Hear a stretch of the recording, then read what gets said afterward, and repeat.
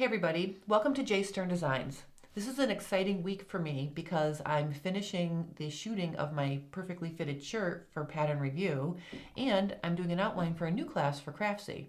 So I have a lot of exciting stuff going on. I want to finish up the week of shirts with 2 quick tips that are shirt related, and then starting next week I'm gonna switch to a different topic. So today what I'm gonna do is quickly show you how I do gathering stitches when I'm setting a sleeve in a fitted shirt. I like to run 2 rows of stitching, one on either side of the seam allowance, and that allows me to control the gathers on both sides of my seam while I'm setting in my sleeve. Now I know gathering stitches are not sexy, and I know, it's fairly simple and probably most of you know how to gather up your sleeve cap. But if you're new to sewing shirts or setting in sleeves and you've been using a single row of gathering stitches, you might want to give this method a try. So let's get started. The way we're going to do our gathering stitches is that I run 2 rows of stitches from notch to notch because the underarm portion of the sleeve is not gathered. And I'm going to start at 1 notch and I'm going to stitch a 1/4 inch away around the edge to the back notch. And then I'm going to do a second row of stitching that's 3/4 of an inch away from the edge. So I'm going to end up with 2 rows of stitching. That way I can stitch in between the 2 rows of gathering stitches when I'm setting the sleeve in, and I'll get a nice smooth finish. Okay, I'm at the sewing machine and I've put a pink thread in my bobbin. And the reason why I did that is because it's easier to pull the bobbin thread when you gather up the stitches. So I've got a different color in my bobbin, and I've increased my stitch length to 4.0 millimeters.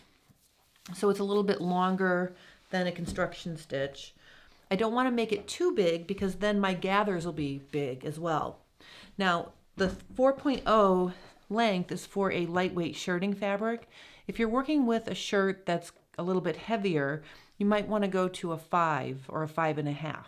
Okay. I'm going to stitch my first row of stitching a 1/4 inch away from the edge of my sleeve cap.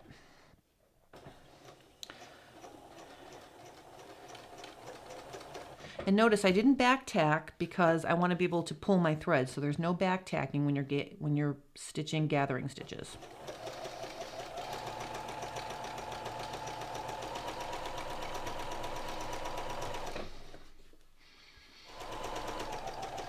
Okay, so I'm going to stop at the back notch. I'm going to leave a tail, and then I'm going to start again up at the beginning. And this time I'm going to go 3/4 of an inch.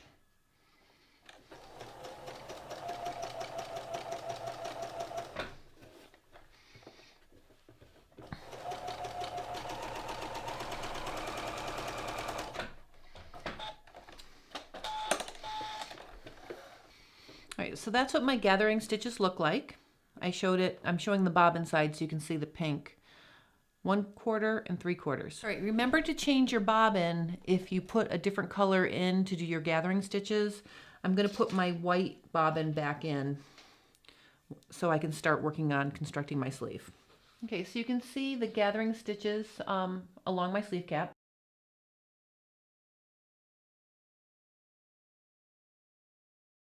Let's start in the back, and I'm going to gather up my stitching, and I'm going to use the pink bobbin thread.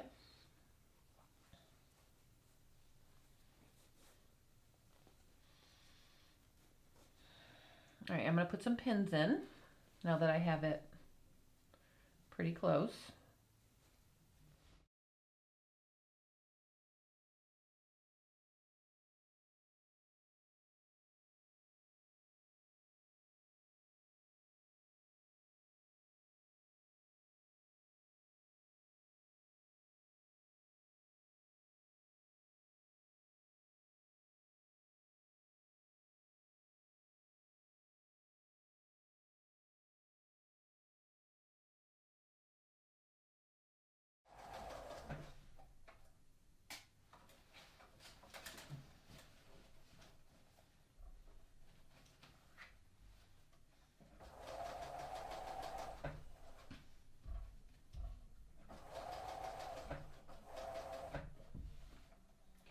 Okay, I hope you enjoyed that quick tutorial on how to gather up your sleeve cap.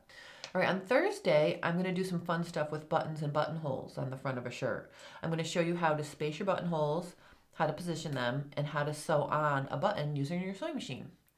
If you have any questions, please post them below, or you can visit my blog at jsterndesigns.com. So I'll see you on Thursday, and have a great week.